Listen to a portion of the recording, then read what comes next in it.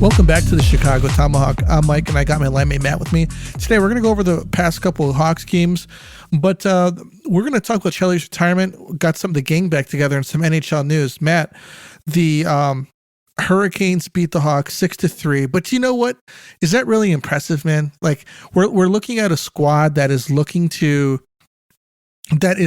they've been cup favorites for, I would probably say, 2 years, and they have been contenders for, I would say, 5 to 6 years, the past 5 to 6 years. This is a team, man, that finishes in the same spot practically every single year. They have all of this hope, and then it comes to the playoffs, and they get bounced in the second round or what have you. Do you think that the Hurricanes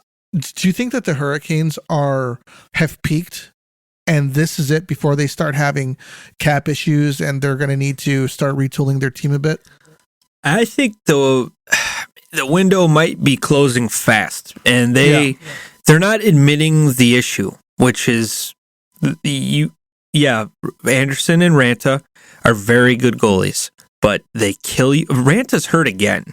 I feel like he just came back from an injury. He's hurt again. He's out for a couple weeks. Anderson's got some serious issues going on. I think he's got blood clotting issues, and that's dangerous. That's dangerous. And good goalie. I think his best year was 2015, though. And these guys, every year, they go with these two. The last 3 years, I think they went with these two guys. And they've been bounced ugly because there's a third-string goalie thrown into the fire. And so far, it's looking like it's the same. I mean, I've talked to a couple Canes fans. I'm like, hey, what do you think about Markstrom? What about Gibson? What about Elvis? What about Saros? No, we like our goalie. We like our call-ups from the Wolves or whoever their affiliate is. But sorry, man, throwing a rookie in the second round, you're playing the best of the best. You're going to get lit up, and that's what happens to them every year. And the one year they had a chance to go far, they took penalties on the Tampa Bay Lightning. Oh, yeah. And they could have won that. They beat themselves. And you know what? And unfortunately, you get into an argument with these guys, these fans. They are lacking a superstar. I'm sorry. Who do you think of when you think of the Carolina Hurricanes? I think of their coach being the most star power on that team, and he's a coach. He can't play. He can't score goals for you, but he's got the most superstar power, I feel like. Yeah. And they're lacking a superstar. Yes, they have some good players. Yes, they have depth. They have good D, and they play as a unit, and that's all you can ask for in a team. But they don't have that Connor Bedard guy, and I think that's why a lot of them were just so ruthless to Bedard. Oh, screw this golden boy kid. Screw this kid. I'm like, what's your guys' beef? You guys act like we're rivals, like you're St. Louis fans. And no, we just don't like all the hype he gets. I'm like, why? The NHL is actually doing a good job with this. Yeah. You have to overhype your star like that. And no, we don't care. And we like our backup third string goalie better. He beat him. I'm like, oh my God. And I forget this kid's name. I'm not going to even mention his name because he's a call up and he's pointing to the scoreboard after he gives up a goal to Connor Bedard. Are you kidding me, dude? He said something to him. I want to know what he said. Well, I heard after the period, these two bumped each other. I don't think Bedard is a big talker. No. First, I don't think he's a big talker because his jaw's been broke for six weeks. It's not easy to talk, and you got a fishbowl over your face. It's not really easy to talk smack, and you're 18. Not a lot of 18-year-olds have that swagger to do that. And I think he's more of a calm and kind of classy, like Sidney Crosby is now. You know, Crosby was a little louder in his rookie year with whining and stuff like that, but obviously he's changed a lot. But yeah, man, I didn't understand this whole little thing. They turned it out to be like backup goalie versus Bedard. He wins. He beats the Blackhawks 6-3. You gave up 3 goals to the Blackhawks, an AHL team, and I think Bedard pretty much factored in on every point. So Bedard, I think, has his number, if anything. Yeah. Especially when you're gonna bump a kid like that. Yeah, when I think of the Carolina Hurricanes and someone goes, can you think of who their star is? like for 2 seconds I think about it, and then I think to myself, it's the Carolina Hurricanes. Who cares? Let's go to the next team. It's like I don't even. Can we even talk about this squad? Sebastian Aho, man, I would probably say good. he's like the face of their squad, but he's not a superstar. No, he's an all-star. He's an all-star player. An all-star, yeah. But I think that he's like he needs like a star to like be paired with, but he's not it. Tervo Torovainen isn't his numbers star. are terrible. He's terrible. good, but his numbers they're always been mediocre.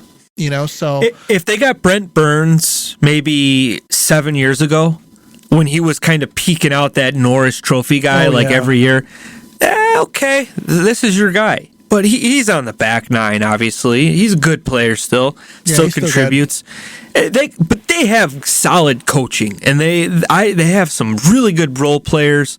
They're a good team.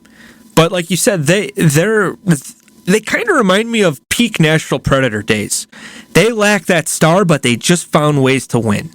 Right. And they kind of remind me of that. But I just think that I don't know if I'm a fan and you keep, you make the playoffs and then you get bounced out in the second round, maybe an upset in the first, and that would get old for me. I'd be like, you know what? This isn't working. Why don't we go we need a guy in net. These guys are killing us at the worst times, and it looks like they're on their way to doing it again because I think they're content with what they have. Yeah. I think they're going to continue to be content with what they have because they like it. It's the same thing every year. It's the same outcome every year as well. So I'm going to call it right now. Carolina gets bounced in the playoffs in the second round or earlier. Yeah, if they don't get Saros, Markstrom, Gibson, anybody at the deadline, I'm with you. I think it's going to be a second round exit. Hawks lost to the Flyers 3-1. That was kind of a boring game, to be honest with you. Yeah, you know what? Darren Pang said it the best. The Hawks skated well with them, and they could have easily been the winners of that game, but just couldn't score. Yeah. I did see the first goal of the game, the first line, very lazy. I forget who it was, but it was former Blackhawk Nick Seeler. He had 4 guys on him, and he won a puck battle. And the Hawks wouldn't put a body on him, and he found a way and got the puck to an open man, and they scored. And that was the game winner, I believe. And that was it. It was a boring Tortorella-type game, defense first. And good for Philly, man. They find ways to win. They do. Have you heard of this kid? I think his name is Rempe for the Rangers. Yeah, the kid who fought in the Stadium Series. Yeah, he fought Matt Martin, and then when they just played the Flyers, he got his first goal. Him up because they played the Flyers. He fought. Is it Delirier or Delirier? Delirier, yeah. He fought him in the Flyers. Man, this kid's 6'7", 240 pounds. He's freaking huge. Scored his first goal today. Yeah, he had a questionable hit. I'm sorry, I wouldn't say a questionable hit. It was a very bad hit in the Devils game. He took somebody out. I saw the hit. I don't remember the guy's name, but it was a really bad hit. Considering he's 6'7", he's got to be careful because these guys are little. Yeah, these guys are so much smaller than him. He has to get really low. I love that, man. I love that a kid like that's coming up who's physical, not afraid to throw his body around. And I miss it. I miss that type of hockey. I saw another. There was another ugly game. It might have been the same game. The Devils just don't like getting hit. Those guys, Jack Hughes, especially if you breathe on him, he will bitch. Go to the penalty box and say, "People pay to see me." Did you see that one? Yeah, him against the Kings. I was like, come on, dude. Yeah, you know what, kid, you're good. Really, yeah, but come on. And you know what's funny? I hear that New Jersey ticket sales are down anyways, dude. So it's not like he's selling out the barn. Let me look that up. New Jersey Devils. Yeah, they're not. They got to compete with the Rangers, the Islanders. I'm right now. I'm not paying to go to a Devils game. I'm sorry. I want to go to Madison Square Garden and see the Rangers play somebody else. Yeah. So yeah, I know that the attendance debate is getting very old there in New Jersey. They said if they sold every seat, they'd still be in the bottom half of the league in attendance. So it sounds like they're having a hard time getting. And you know what? I heard that the Jets are also having the same issues on selling out, even though that they're having a good season. I saw that. Well, I guess Bettman's going there to talk about it. Like, what are you gonna do, dude? Yeah, you know, Canada is expensive. It's an expensive country, and you know, they're a good team right now, and I'm sure they raised their ticket prices. And I mean, not a lot of people could afford to go to games. Like families of four, you and I, we have multiple kids, and it's not really exactly a what can I say? You can't to buy a pop there. It's like $10 to park. It's $10. It's like bringing a family of four. You're almost spending like $1,000 at the end of it. Maybe close to 1,000. But I couldn't afford it going to these games. Yeah. So the Devils have the third lowest total attendance in the league. So maybe they're not paying Jack.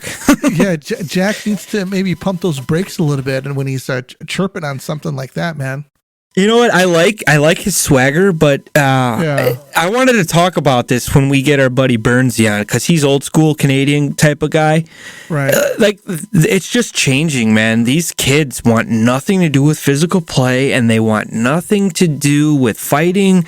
They want all skill, and they want to run their mouth. They want to just have free reign over stuff, and it's getting annoying. And I feel like that class is starting it. The Zegras, Hughes, I guess you could throw Kirby Doc in there. He's got that little, I don't want to be hit either. But I think Kirby's a little tougher. Yeah, he is. I would probably say out of the bunch, he's the toughest guy out of that bunch. Probably. But Dart, you know, I see him throwing his body around a little bit. He won't take it, but don't forget, man, he's small. These guys doesn't bitch about getting hit, though. Sebastian Aho put a nice reverse hit on him, and he got up. Yeah, he didn't complain. He didn't complain. But these guys, like they've been playing in leagues where they don't hit, and then you come here and you're running into guys like they have to hit or they don't get a job.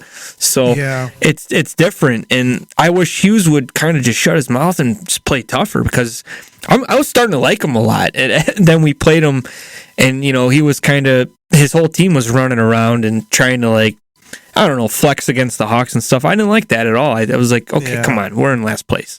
You guys, compete for a playoff spot. You're not that tough. So it's like you're getting into the wrong war. They got into a war with the Blackhawks. Yeah, he got hurt. And then in the next game, they just didn't have it. Yeah, they're definitely struggling too. They weren't like they were last year, and I think Timo Meyer's that contract is going to hurt them. I like the trade acquisition last year, but man, they paid right away. They paid right away, like they knew the guy. It's like, come on, man, get him at the end of the season at least. Try. They paid him, dude, and let me look up his stats. But the last I checked, they weren't very impressive. No, he I want to say he scored 40 last year. Yeah, he did. But majority obviously were with the Sharks. But it's hard to get traded to a new system and kind of. Is he even double digits? Dude, let's see here. He's got 43 games played, 10 goals, 12 assists, and he's a minus 25. That's terrible. And he's got to be making almost close to $9 million. Yeah. I'm pretty sure he signed a big mega deal. He did. They wanted him and Hughes to play together, and I don't even think they're playing on the same line. No, I don't think they are. Yeah, that's a tough one to swallow. And you know what? I saw something with Brodeur today. Brodeur ranked the top goalies in the league. Oh, yeah. Did you see that? I did. Not one. The same as ours. No, not one American goalie is on that list. Oh, right. No Hellebuck. No Ottinger. Instead, he's got the Russian 3, like we got. Yeah, right. Adin Hill. And he put Adin Hill, and he put Markstrom. Markstrom, right. I'm sorry. If I'm in a game and I get to pick two goalies, I'm not even picking those two. I'm picking Ottinger. I'm picking Thatcher Demko with Vancouver. They're having a tremendous season. Yeah. And I don't know how you left that guy out. And then he leaves out, I think I said Ottinger, Hellebuck and Thatcher Demko, 3 American guys that are better. I think Brodeur's just got that USA Canada rival. He's still in it, and he's like, I'm not picking any American goalies. I bet before I change the subject, Timo Meier, he's getting $8.8 million a year, $70 million contract. That's big money for 10 goals. That's not good. Minus 25. That's not good at all. No, at this point, you should at least be 25 goals right now with that money. Yeah. That's brutal. Back to the goalies. If you were to put Brodeur on Buffalo, I don't think that he'd be as good as he is, or good as in his prime years. In his prime years, yes. I think it really worked for him there. I think Hasek's a better goalie. Could you imagine if Hasek wasn't stopping like 40 pucks a night? Yeah, both teams they relied on these guys a lot. I think the New Jersey system back then with Scott Stevens, Ken Danico, so physical, and they almost caused teams to dump and chase. And Brodeur was such a good puck playing goalie that they had to make the trapezoid rule because of it. And I think he was like a third defenseman back there, breaking it out and stuff like that. Right. It worked for them, and they milked that as long as they could, and they made the playoffs a lot. I think they won 3 cups, right? 3 or 2 cups, I think. And Brodeur is one of the best for sure. Hasek being better, I don't know, man. It's tough. I think they're just 2 totally different goalies. I don't know if I said this before. My mom, when I became a goalie, she wanted me to play like Dominik Hasek. She goes, I love how this guy plays. I'm like, oh my gosh, this guy's insane. He's diving, knocking it with his head, is stopping it with his neck. And I was like, when I was a kid, I'm like, this is just lucky, but then you watch the videos. I don't think it's luck. I think he dropped in the perfect spot and just kind of read the shot, and he was just a freak. But I think he's just best. One of the best European goalies of all time, that's for sure. I still think my GOAT is Patrick Waugh. I think 4 cups. Yeah. He's got all those Vezinas, MVPs. I still think he's number one. Just a freaking psychopath in there, man. He was so intense, and I know I never wanted to admit it that he was better than my guy Belfour, but oh god, he's way ahead of him. And I love Eddie. I think Eddie was good. Yeah. Being undrafted out of North Dakota, signing as a free agent with the Hawks, and winning Rookie of the Year, getting a couple Vezinas, and I don't know. I think he did win the Calder, or he was like a runner-up or something, but that was really impressive too. But I'd say Waugh.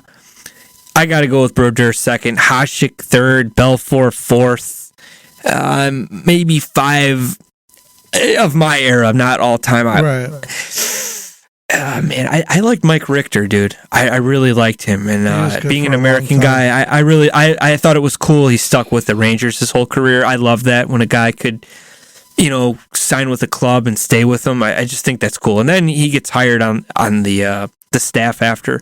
I kind of hope that with Bedard, or say Taves takes a couple seasons off. I would love to see him come back and be like an assistant GM, or work his way like Stevie Y in Detroit. Come back and build a team, and he's doing great things there now too. And especially considering that Taves understands what it's like to lead the locker room, and letting guys go and signing new guys, and how do you say, like, the etiquette of doing something like that? Say for instance, we've got what we're going to get into a little bit, the Patrick Kane situation, where should we give him a deal where he signs long term, where he just finishes off his time with the Hawks, or do we trade him? And if Taves' situation, I think if someone like him, I think he would have been like, let's just sign him long term because of what he's meant to this organization, and just let it play out, type of a thing. I think that he would have went for that. I think Davidson had some other. I think he wanted to move on and start something new, and not have as much of the shadow of those cup years. And that's why he went in the direction that he did. But I would have liked to have seen Kaner stick out retire as a Blackhawk. And I believe he made a comment recently saying that if the offer would have been brought to him, that he would have done it, or he said it would have been hard for him to say no. Yeah. Well, yeah, I got into this earlier, and the Brush Lion had my back on a couple of things. So a lot of people like, oh, the Hawks didn't want him. The Hawks didn't want him, and we needed to trade Kane to get the first round pick. And I said, well, dude, no, we were bottom feeder team no matter if we kept Kane or not, if he didn't go to New York, and that had nothing to do with it. And they're like, no, Kane contributed us to tanking. No, Kane got traded at the deadline. So we there's no way. Here's what I said. If Kane really felt that way, I wish he would have said that publicly before the trade deadline. If he would have said that publicly and said, if the Hawks offer me another 3-4 years to finish my career, I am going to sign it because I want to be a Blackhawk for life. That would have put all the pressure on Davidson to, like, the ball's in his court type of thing. Like, oh, shit. Like, okay, if I don't give this guy a deal, a lot of the fans are going to be upset. And this is my first year as the GM. Like, this could be bad for me. It could be suicide for him. Yeah, it could have been. And if anything, I thought Kane not saying that, you did a big favor for that guy. He did. I was just going to say that. Yeah, he did a big favor. But if he really, really felt that way, I wish he would have said that publicly and not a year later on a new team.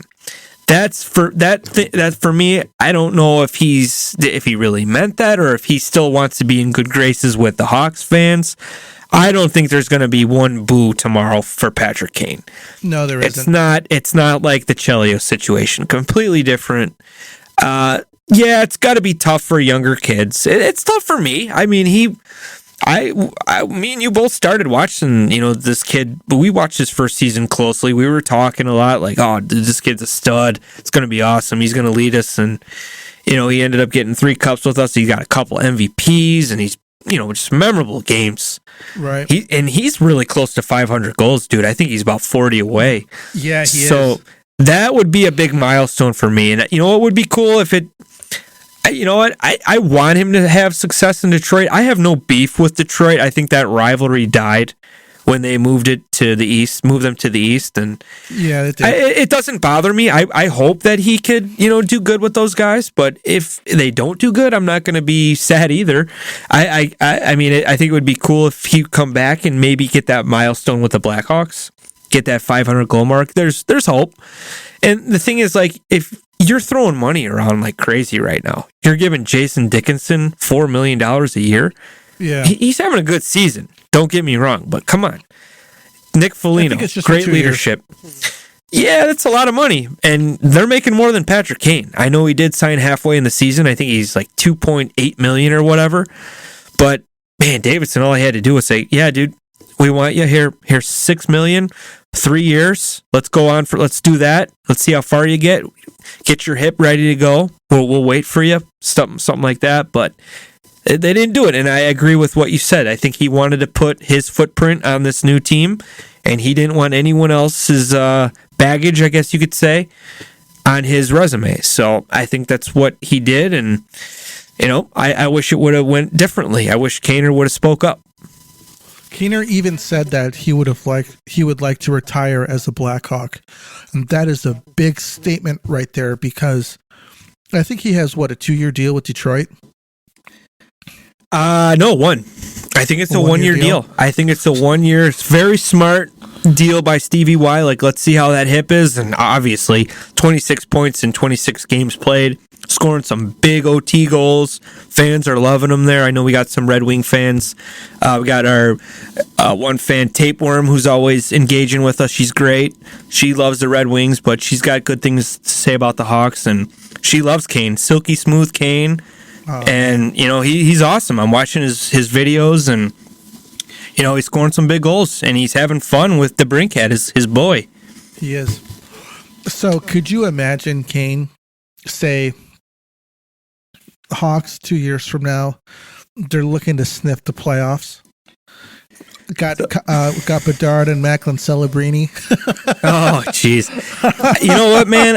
I'm going to be real here. I think the Hawks are about, I'd say in the first year of Bedard's new deal, they're going to be contending for a playoffs. So it's his I'm fourth saying year. 2 years from now. So this would be Bedard's fourth season. So yeah, it would be the first year on his new deal. So yeah, maybe competing for a spot, not kind of like the Red Wings. They're on like the wild card second spot. Yeah, back and forth. Yeah, I think so. Looking to slip the playoffs, and you know what? They're still like, hey, some growing pains. Yeah, we need to bring Patrick Kane back because we need some playoff experience. Well, that's another thing we were talking about. We're like, dude, Patrick Kane at this age and the level he's playing, and I mean, look at the money he's making. He will not hurt you at all in the salary cap world. No. And he's still, if anything, he's overplaying that value by like 4 times 4. You know, he could easily be making 8 if he wanted to. Someone would pay him. He is the perfect player to be with Connor Bedard.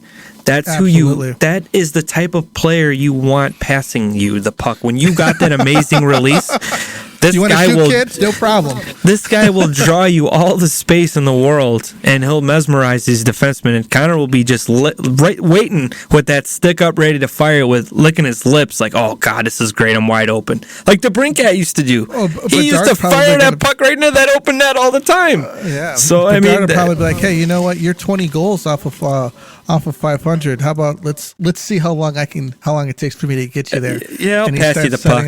Yeah, man. He's a great passer, dude. He is. Did you see what Nick Foligno said? They were him and Bedard were playing NHL '94, and he goes. Bedard's like, I don't know how to pass, and Nick Foligno looks at him. He goes, I know. I play on the same line as you. I was like, dude, that's just witty, man. That guy's quick. My God. Yeah. So, but Kane would probably get 50 assists playing with Connor Bedard. Yeah, as a 40-year-old man. Yeah, probably. I think Kane is going to be like Gretzky. You know, Gretzky was a point a game person when he retired, and he said that it was time to hang him up. They said, Gretz, you had 9 goals. He goes, that used to be a good weekend for me. Yeah. You know, I think that Kaner is one of those where his ability, like his game, will always be relevant because of the way that he sees the puck, the way he sees the game, and that when he retires, it'll just because he's ready to walk away. Yeah, it's just the vision, and like he could slow the game down, which a lot of guys can't do. And I've been hard on him too. He's never been fast. Never been fast with the puck. He's just very smart, got good vision, and he could just draw guys away and make his line mates they make amazing line mates. Yeah, guys to reach in, and he like pulls it away right before they do it. He starts going in another direction, even on the backhand. It's perfect. Yeah, man, he always does that. He's patient with the puck, and then as soon as someone's starting to make a move, he's going in the opposite direction, like a split second before they're doing that. So I noticed that Connor does this too. Like he tries to do what Kane used to do in his prime. Like he'd skate full speed, get into the zone, put the brakes on, and look for a cross-ice pass to a pinching defenseman coming in. Connor does it a lot, but our defensemen are just not as, can't keep up with his skill set. Yeah. And he's always turning the puck over. And I'm like, oh my God, he's throwing it in the middle again. Like, come on, kid. We can't do that yet. I know you want to do it, and he can do it. Yeah. But it's just like our guys just aren't there yet. Like Seth Jones, I'm sorry, he can't even do it. And I think once Connor gets that support in the back end and his good line mates, he's going to be even better. And he's unbelievable now, dude. He plays good.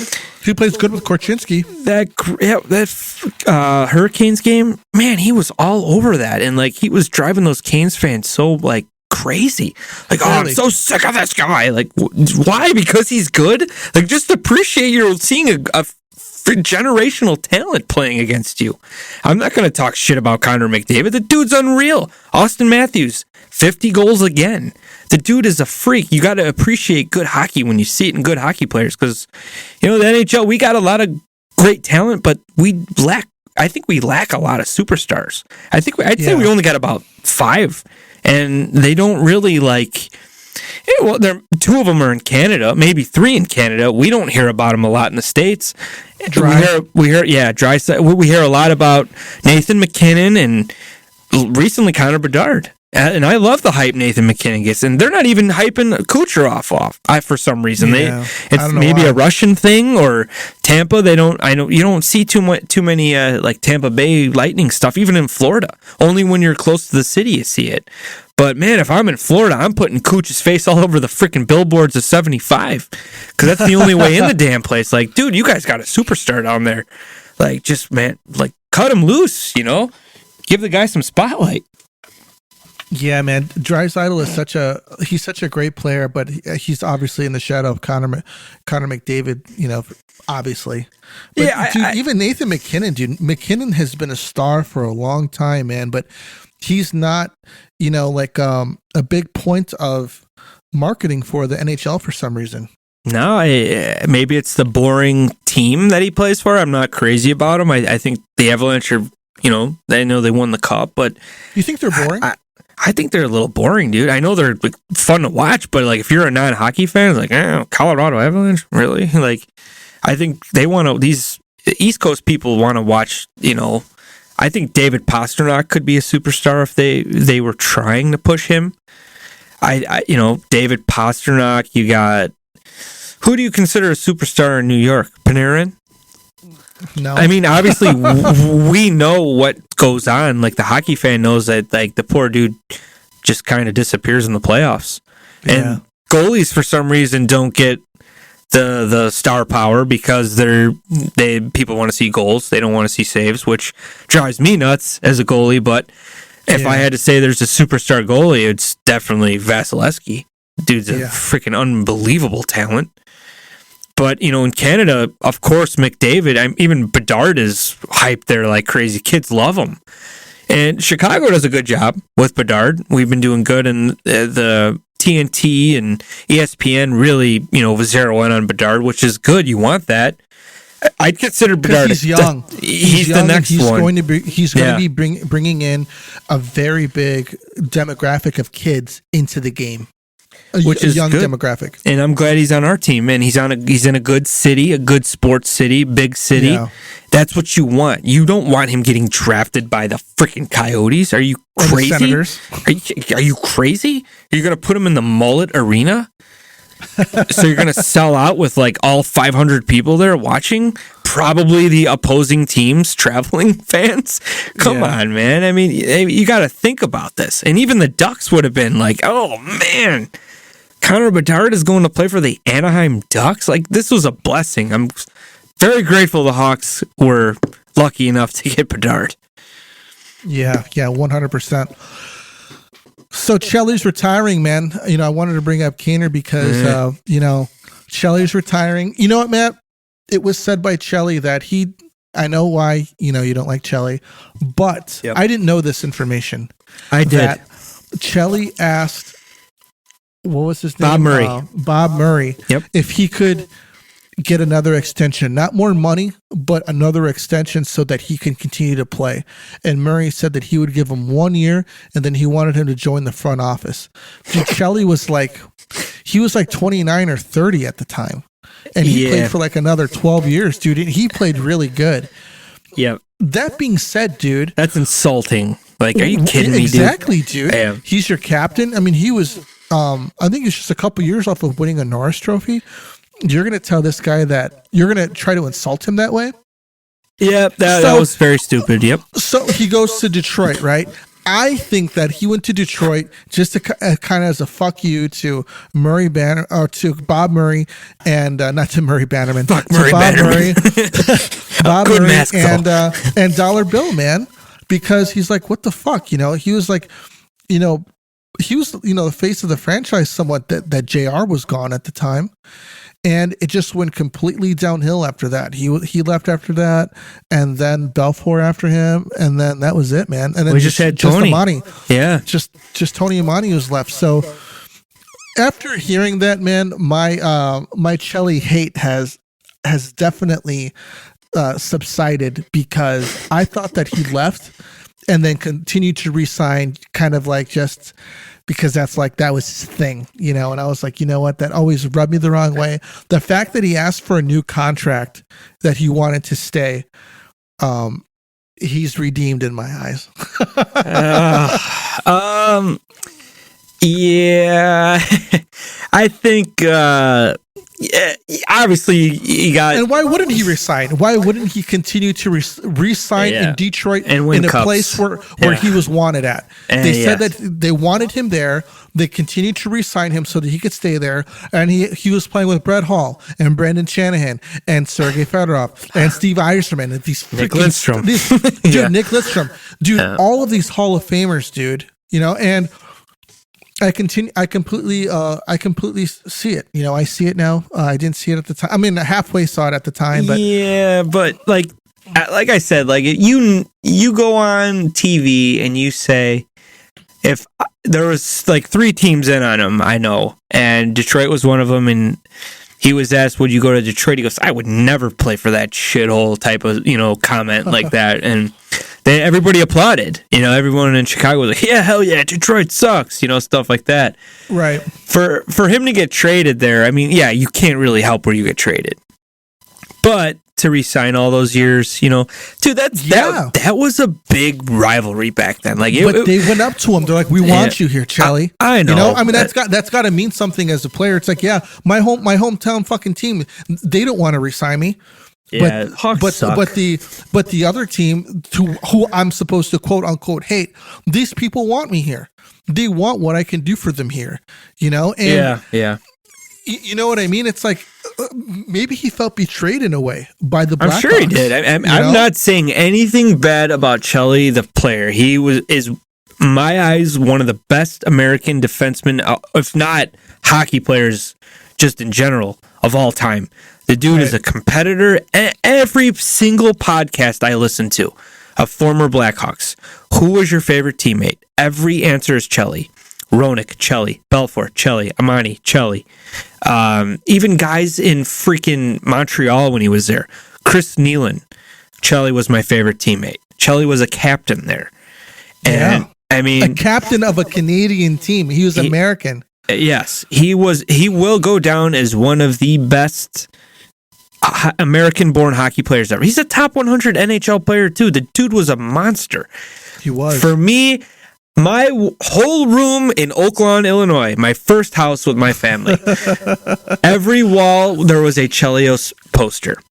That dude was my freaking hero. And to see him go to Detroit and just freaking tear it up, killed it. All my friends, we were all big hockey street. We all play hockey together.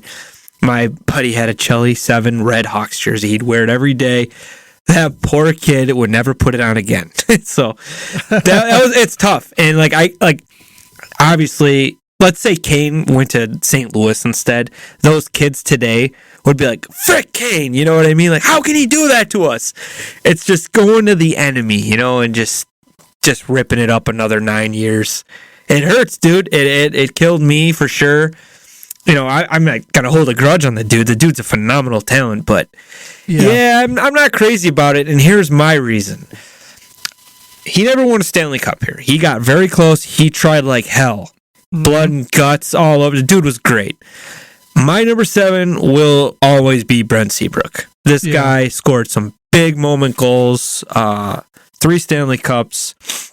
The dude was kind of like the captain that never wore the C. You know what I mean? Like this dude would calm Taves down when Taves would lose his shit.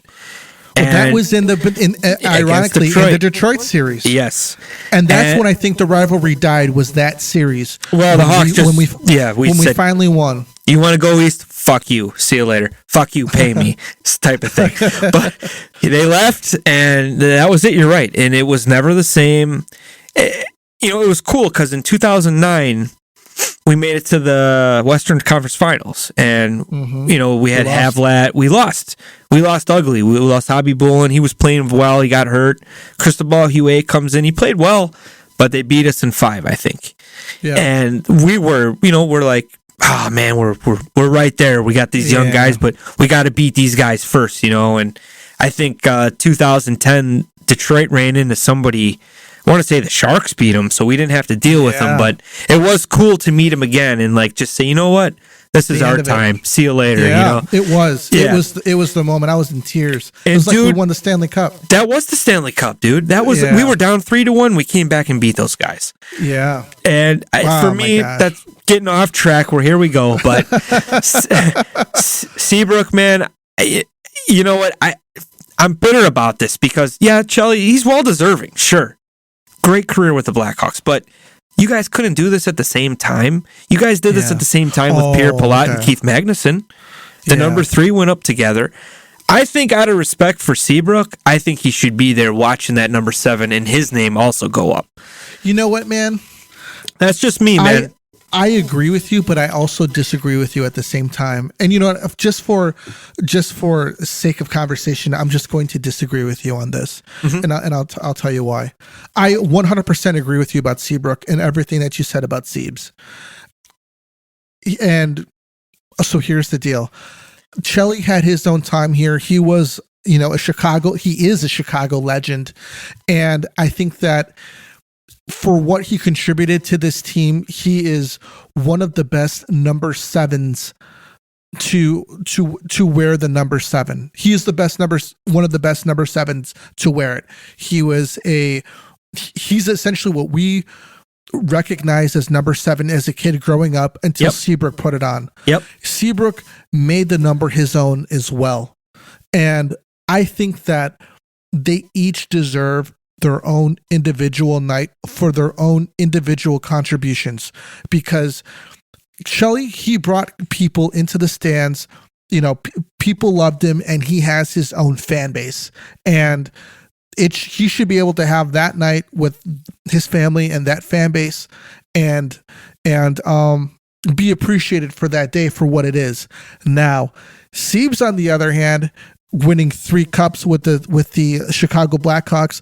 The reason I believe that Duncan Keith is considered the defenseman that he is considered largely by fans and the league as such a great defenseman is because of Brent Seabrook and because of his contributions and how good that he was on his side. It allowed Duncan Keith to be who Duncan Keith was.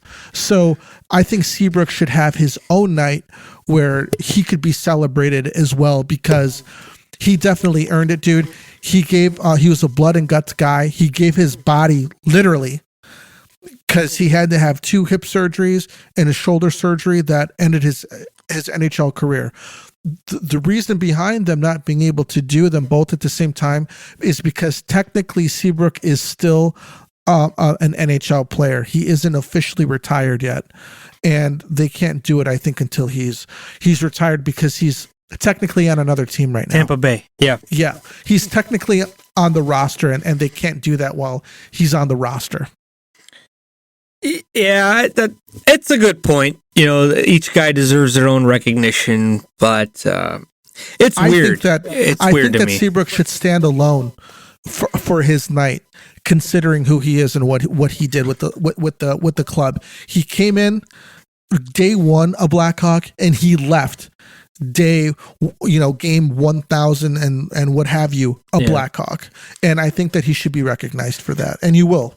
Because you know what I would find interesting? Announced that they can have more than one person can have their number retired, which is cool. Yeah, I think the next person that they're going to do is going to possibly do Amani and Sharp.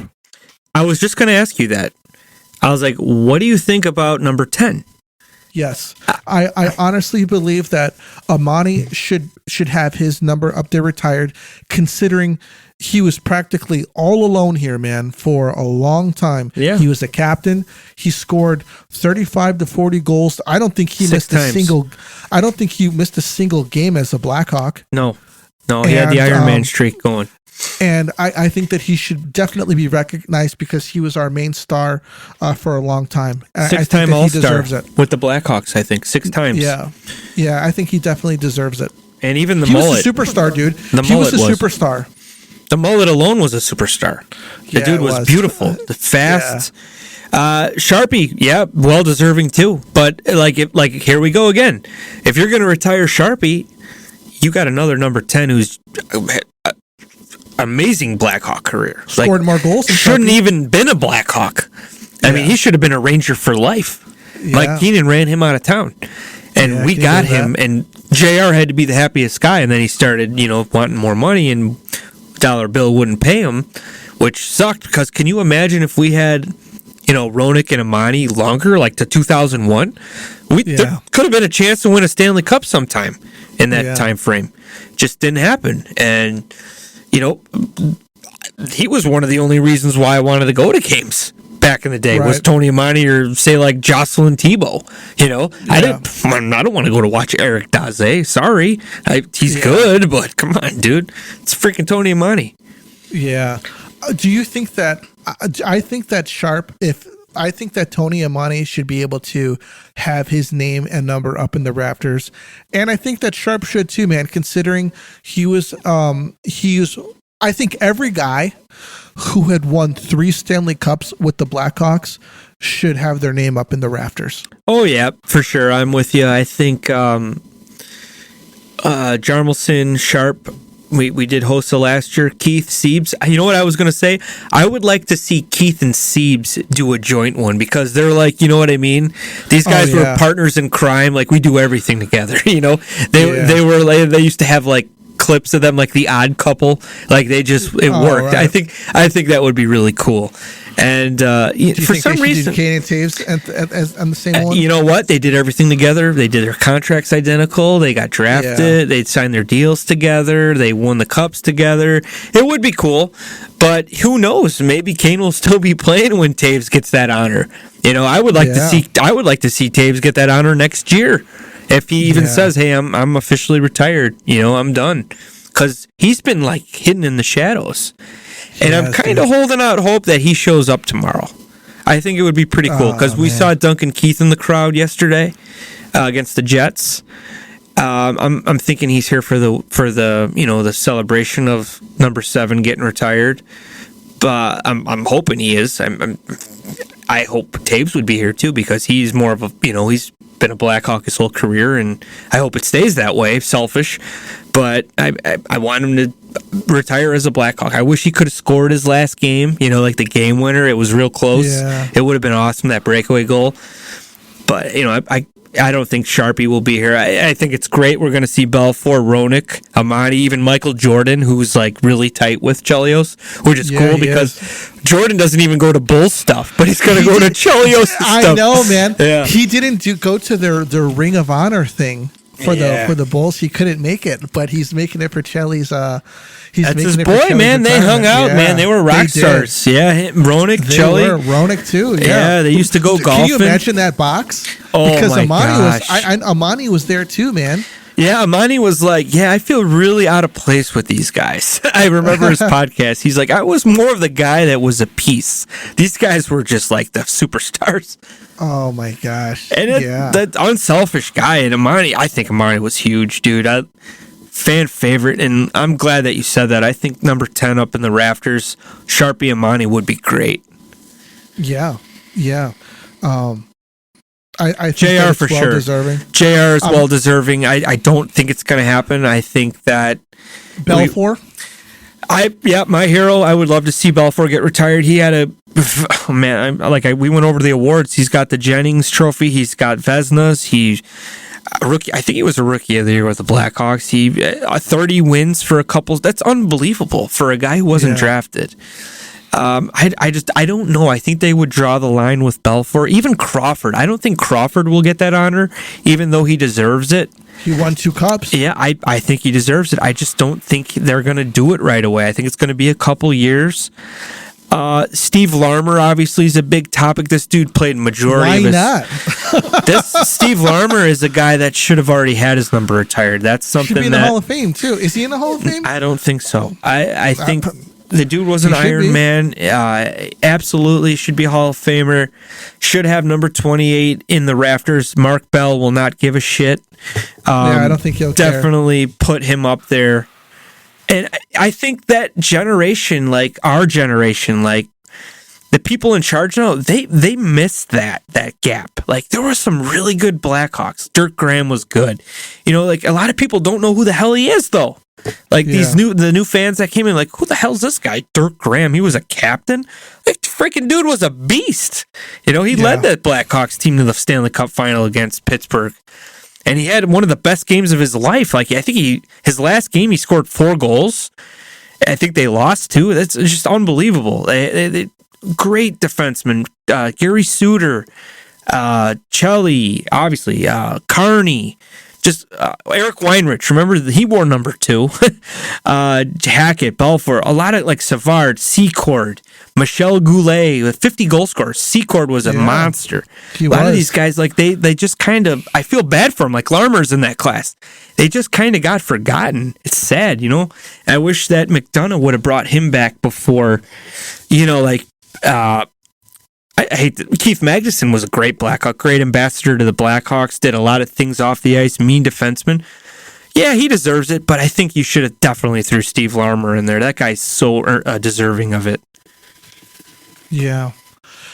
Well, Belfour's going to be there at the thing. Nice. Man, this is going to be pretty cool, man. I hope he brings his whiskey. We're recording this on Saturday, so we're going to we're not doing it after the Chelly retirement ceremony, but the gang is going to be there. Ronak Amani, Belfour, Michael Jordan's going to be there. You told me that Pat Foley's going to be. I heard he's moderating it. Yep, moderating it. That's going to be excellent, man. And I'm really looking forward to seeing that, man. So, all right, everybody, that's all that we got for you today. Let us know how you enjoyed the Chelios retirement ceremony, and if there's any other players you feel should absolutely have their number hoisted into the rafters, let us know. But this is the Tomahawk, and we're out of here.